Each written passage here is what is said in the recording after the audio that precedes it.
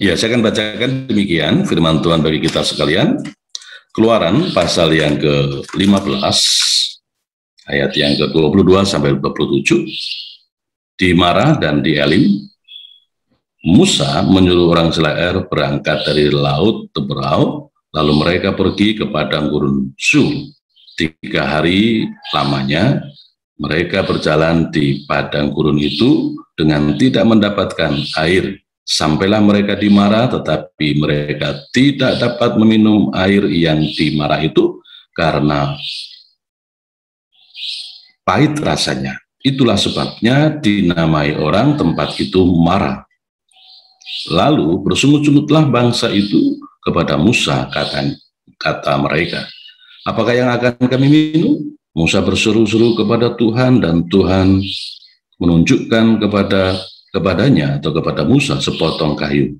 Musa melemparkan kayu itu ke dalam air, lalu air itu menjadi manis. Di sanalah diberikan Tuhan ketetapan-ketetapan dan peraturan-peraturan kepada mereka, dan di sanalah Tuhan mencoba mereka. Firman-Nya, jika kamu sungguh-sungguh mendengarkan suara Tuhan Allahmu dan melakukannya apa yang benar di matanya, dan memasang telingamu kepada perintah-perintahnya, dan tetap mengikuti segala ketetapannya, maka aku tidak akan menimpakan kepadamu penyakit manapun yang telah kutimpakan kepada orang Mesir, sebab aku Tuhanlah yang menyembuhkan engkau. Sesudah itu sampailah mereka di Elim. Di sana ada 12 mata air dan 70 pohon kurma. Lalu berkemahlah mereka di sana di tepi air itu. Amin. Sebelum kita jauh merenungkannya, kita kembali tunduk kepala, kita berdoa. Bapak Surgawi, kami bersyukur di pagi hari ini. Kami bersama-sama datang kepada Tuhan. Setelah kami memuji Tuhan, kami menaikkan doa, kami akan merenungkan firman. Urapilah kami dengan kuasa Roh Kudus-Mu, demikian juga hamba-Mu, supaya firman-Mu sungguh menjadi berkat buat kami. Di dalam nama Yesus kami naikkan permohonan dan ucapan syukur kami untuk menerima firman-Mu dalam nama Yesus. Amin. Saudara-saudara yang dikasihi Tuhan, saat ini banyak orang yang terkena penyakit, bukan virus corona yang saya maksudkan, tetapi ada penyakit baru yang merambah, baik mulai dari anak-anak, remaja, pemuda, dewasa, apalagi tua, yaitu penyakit lupa. Jadi penyakit lupa itu rupanya juga menjadi endemi, ya. Jadi sudah seolah sudah pandemi, ya. Itu penyakit lupa. Nah, di pagi hari ini saya akan menyampaikan satu renungan firman Tuhan dengan satu tema, lupa akan mujizat Tuhan. Lupa akan mujizat Tuhan.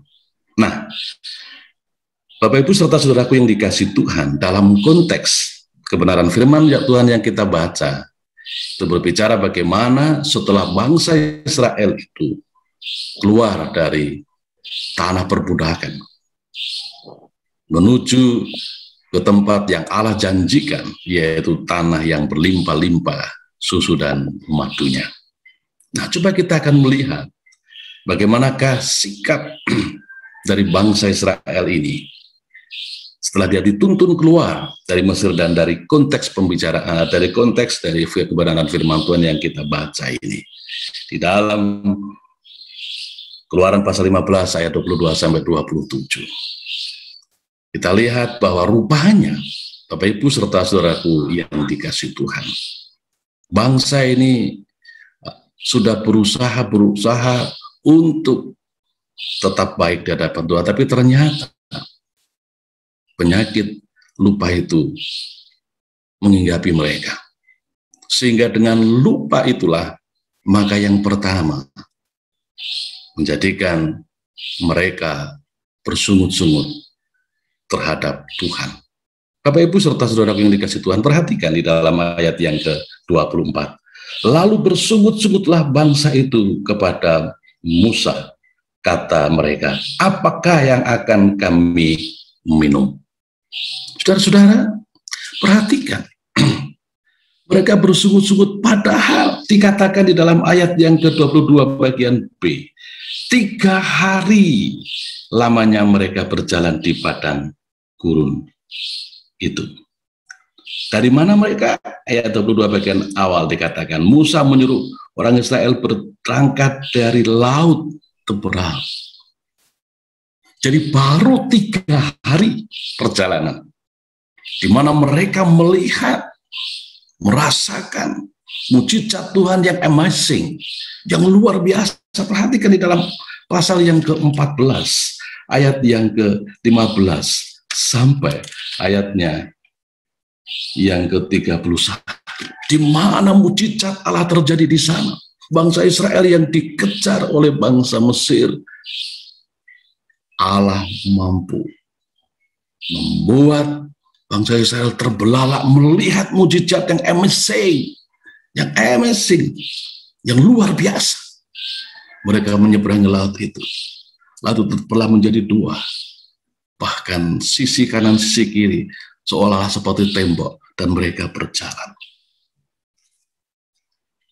Selanjutnya perhatikan di dalam pasal 15 ayat 1-21.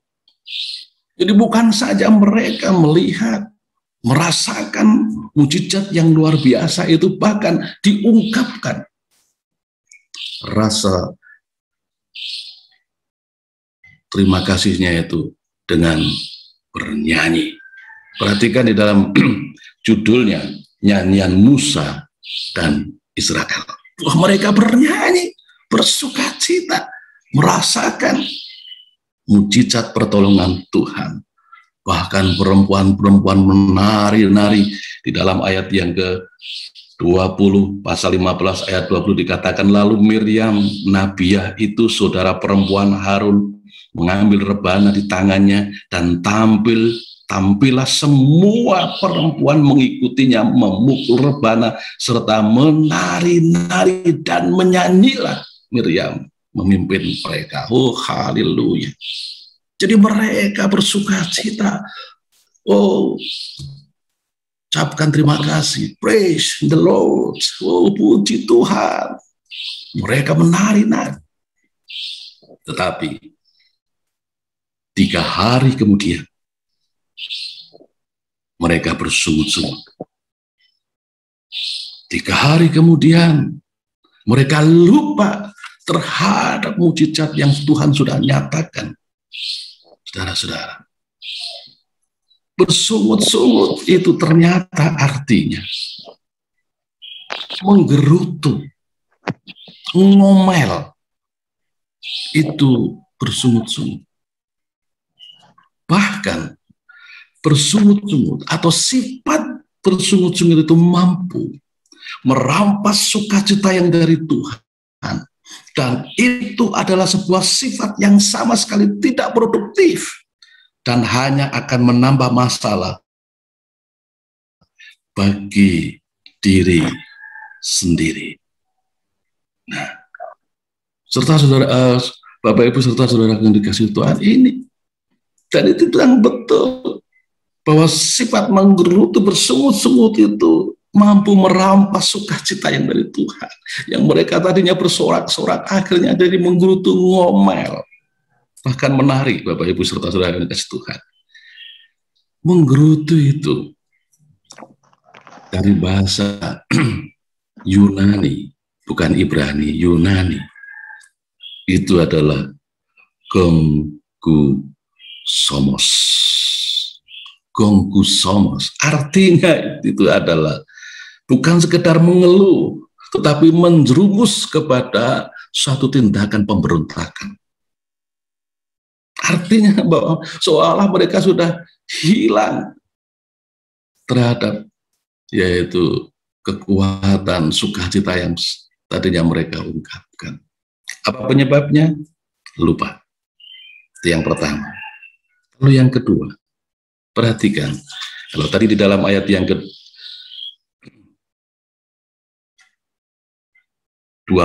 sekarang kita masuk ke ayat yang ke-25c. Di dalam ayat yang ke-25 dikatakan, bagian akhir, dan di sanalah Tuhan mencoba mereka. Saudara-saudara yang dikasihi Tuhan, saya penasaran dengan kata ini. Dan di sana Tuhan mencoba mereka.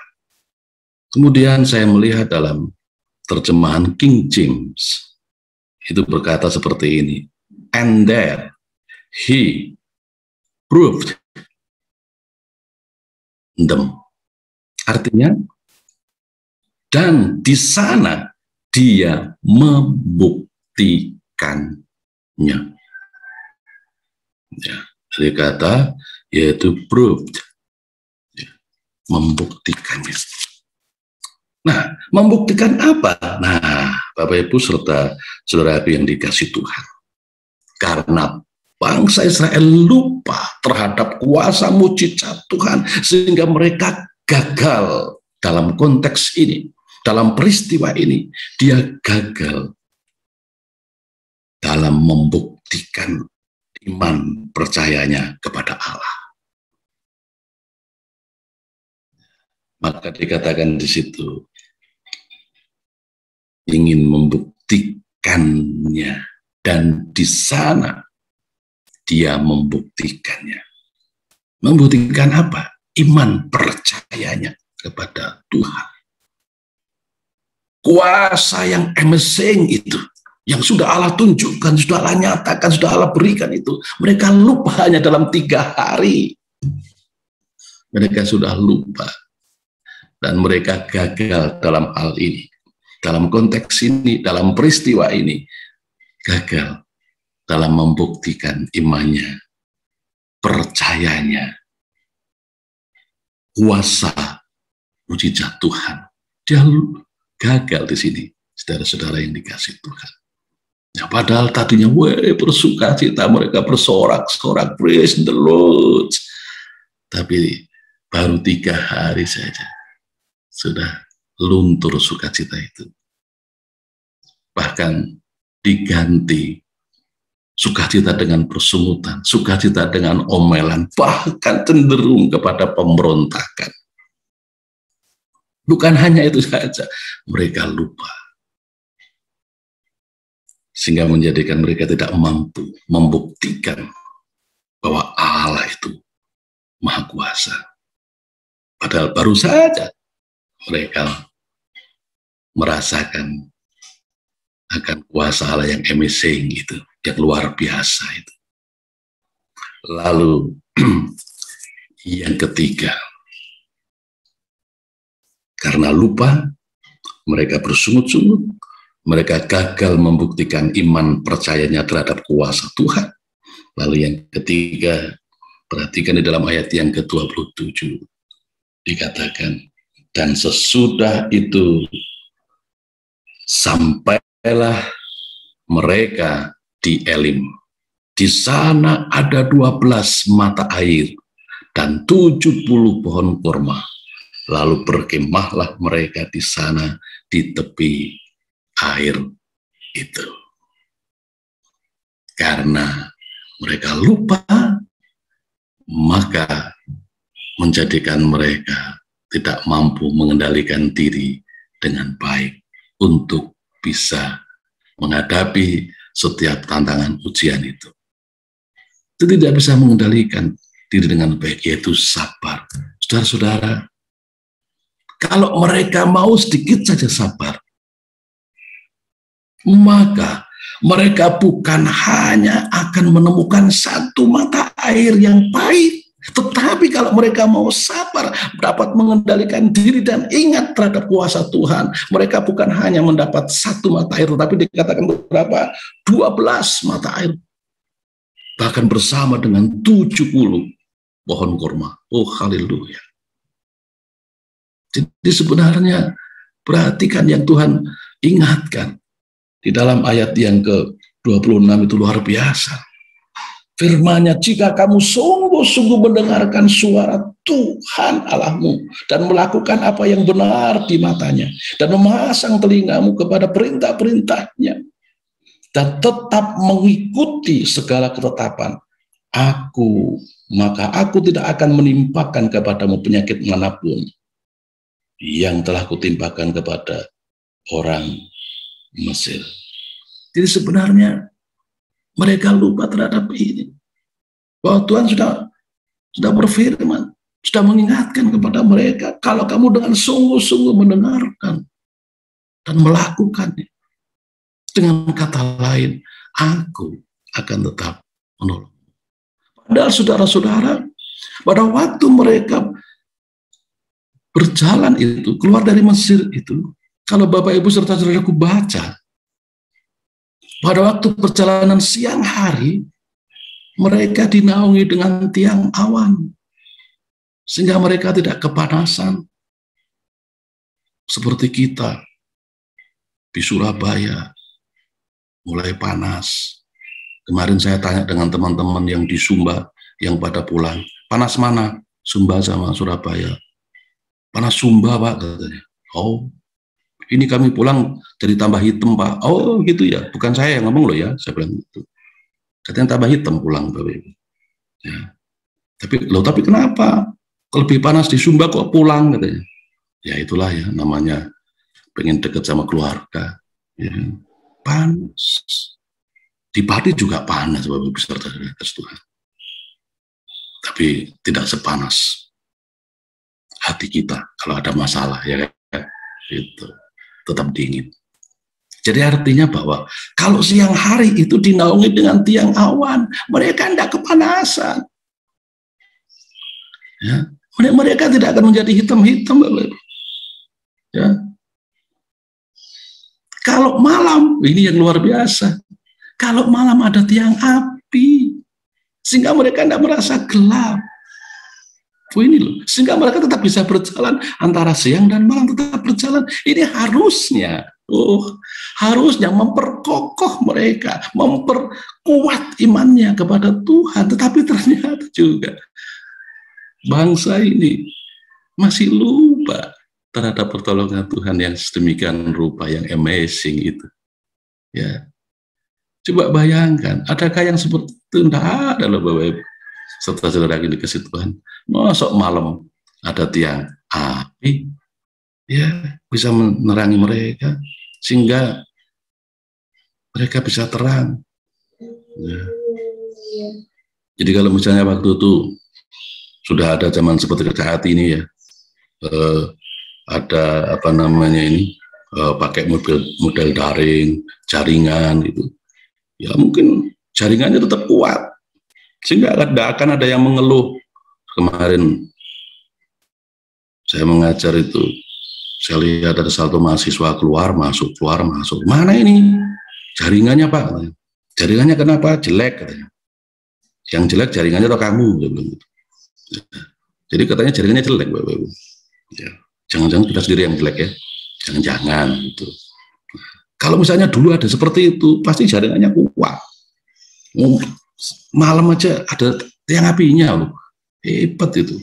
Siang dinaungi tiang awan, nggak akan kepanasan. Ya, saya kemarin waktu ngajar, saya lihat ada satu mahasiswa yang sampai suara anginnya itu masuk. Itu suara apa? Saya bilang, suara angin Pak. Lu kok suara angin? Di tepi pantai katanya. Oh, jadi ada juga teman kita itu yang di tepi pantai. Ya, saya lihat di tepi pantai kok berkeringat begitu, panas. Oh, itulah Bapak Ibu Tuhan. Karena nggak ada tiang awan yang menaungi pada itu ya, karena tiang awannya. Ya. Tapi kalau dulu dinaungi tiang awan, Bapak Ibu, sehingga saya yakin waktu itu bangsa Israel putih-putih itu ya, nggak hitam, tapi hitamnya tidak apa-apa sih ya, black sweet saja. Ya. Jadi black sweet, ya, hitam kereta katanya. Hitam kereta itu banyak yang nunggu, itu ya, hitamnya hitam kereta. Kalau teman-teman dari kita dari Nias kan putih-putih ya, tapi ada juga yang hitam juga ada. Tapi ya tidak usah saya sebutkan lah ya, itu siapa yang hitam, ada sih. Itu. Juga gitu. Ya, itu katanya tidak tahu kenapa. Ya, tapi kebanyakan kan putih-putih. Sampai saya dulu pernah dibilang, Bapak orang Nias ya? Enggak, saya orang Jawa, saya bilang. Enggak percaya, ya sudah, enggak percaya. Ya. Kalau niat mau dikasih marga apa saya? Ya. Ya. Jadi saudara-saudara yang dikasih Tuhan, sudah seperti itu loh, mereka masih lupa. Malam tiang api, siang tiang awan. Baru 3 hari perjalanan, sudah lupa. Mereka bersungut-sungut. Ya. Mereka tidak lagi dapat membuktikan imannya kepada Tuhan. Dan mereka tidak bisa sabar mengendalikan diri dengan baik. Bapak Ibu serta saudara yang dikasih Tuhan, ada satu kata yang menarik dengan kata sabar itu. Ada dosen Yunani, ya, kata hupomeno. Hupomeno itu diterjemahkan juga sabar. Nah, artinya hupomeno sabar itu bukan dalam waktu menghadapi masalah sabar, diajak sabar, enggak begitu maksudnya. Tetapi kata hupomeno itu sebenarnya kalau mau dijelaskan itu, sabar itu pada waktu menghadapi tantangan ujian, ya sabar, itu berarti dia berada dalam posisinya. Dia tidak maju, dia tidak mundur, tapi dia berada di posisinya, di tempat di mana kalau misalnya dia berdiri, ya di situ dia berdiri di situ. Dia tidak maju, tidak mundur. Itu hupomeno. Nah, jadi kalau kita itu mau sabar, berarti kita tetap berada di tempat di mana saat itu kita berdiri. Bapak Ibu serta saudara yang dikasih Tuhan, ingatlah, biarlah melalui peristiwa yang dialami oleh bangsa Israel dalam konteks Keluaran pasal 15 ayat 22 sampai 27 mengingatkan kita, menyadarkan kita bahwa Tuhan tidak pernah meninggalkan kita. Dia terus menaungi dalam kehidupan kita. Biarlah kita melawan penyakit lupa itu.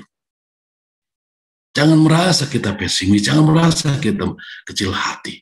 Seolah-olah Tuhan tidak perhatikan kita. Seolah-olah Tuhan sudah meninggalkan kita. No.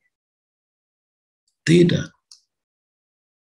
Justru Tuhan sedang ingin membuktikan sampai di manakah kita menunjukkan respon panggilan kita di dalam merespon panggilan Tuhan. Baik kita sebagai hamba-hamba Tuhan yang berada dalam konteks staf dosen, mahasiswa, maupun juga di dalam setiap kehidupan kita sebagai pribadi, keluarga, dan juga dalam pribadi sebagai seorang pekerja. Dimanapun Tuhan pakai kita, dimanapun Tuhan tempatkan kita, pesan utamanya adalah jangan kita lupa terhadap kuasa mujizat Tuhan yang akan menjadikan kita bisa berontak, yang menjadikan kita bisa bersungut-sungut, yang menjadikan kita tidak lagi percaya terhadap kuasa Tuhan. Lalu yang ketiga, biarlah kita tetap mampu menguasai diri kita, tetap hupomeno, berada di tempat pada waktu menghadapi tantangan ujian hidup ini, tidak mundur, tidak maju sampai kita memperoleh jalan keluar. Dan pada akhirnya yang luar biasa adalah Allah tidak membiarkan mereka berada dalam kesulitan. Bahkan sampai kalau mereka mau saja sedikit sabar, mendapatkan 12 mata air, 70 pohon kurma.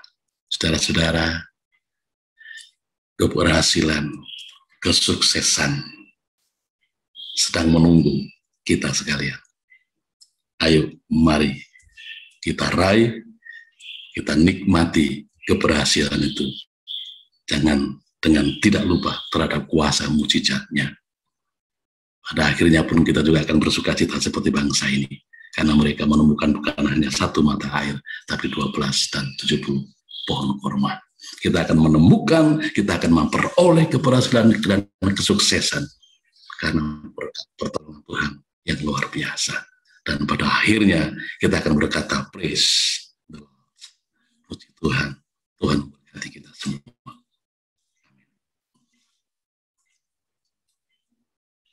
Marilah kita akan bersama-sama berdoa. Kita akan mengakhiri persekutuan ibadah doa pagi hari ini. Segala puji, hormat, dan syukur kami naikkan kepadamu Bapa Surgawi, Allah yang kami sembah dan kami kenal di dalam Tuhan Yesus Kristus. Pagi hari ini kami boleh bersama-sama menaikkan pujian bagi Tuhan, menaikkan doa-doa ucapan syukur permohonan kami. Demikian juga kami boleh melandasi dengan kebenaran firman-Mu. Biarlah kami akan terus mengingat akan kuasa pertolongan pimpinan penyertaan Tuhan dalam kehidupan kami, bahkan mujizat Tuhan yang terus Tuhan nyatakan. Kami bersyukur Bapa. Hamba berdoa untuk kami yang saat pagi hari ini boleh bersama-sama bersekutu. Tuhan akan memberkati kami, ampuni segala kekurangan kelemahan di dalam kami, boleh mendengarkan, menerima firman-Mu, demikian juga di dalam hamba-Mu menyampaikannya. Biarlah Roh Kudus yang boleh menyempurnakan dalam setiap kehidupan kami, dan biarlah firman-Mu ini akan menjadi satu landasan pegangan di dalam kami hidup, dan terlebih di dalam kami menapai perjalanan hidup kami sepanjang hari ini. Biarlah kami boleh bersama-sama dengan Tuhan. Lebih daripada itu, perkenankanlah kami untuk kami boleh menikmati berkat-berkat-Mu, ya Tuhan. Dan kami akan mengakhiri untuk ibadah pagi hari ini, dan biarlah sepanjang hari ini kami boleh lalui bersama dengan Tuhan. Saudara-saudara yang dikasihi Tuhan, marilah kita akan menengadah berkat yang daripada Tuhan. Kasih karunia Tuhan Yesus Kristus, kasih Allah Bapa, dan persekutuan Roh Kudus kiranya boleh menyertai saudara-saudara sekalian dari pagi hari ini sampai selama-lamanya. Amin. Tuhan Yesus memberkati. Selamat pagi.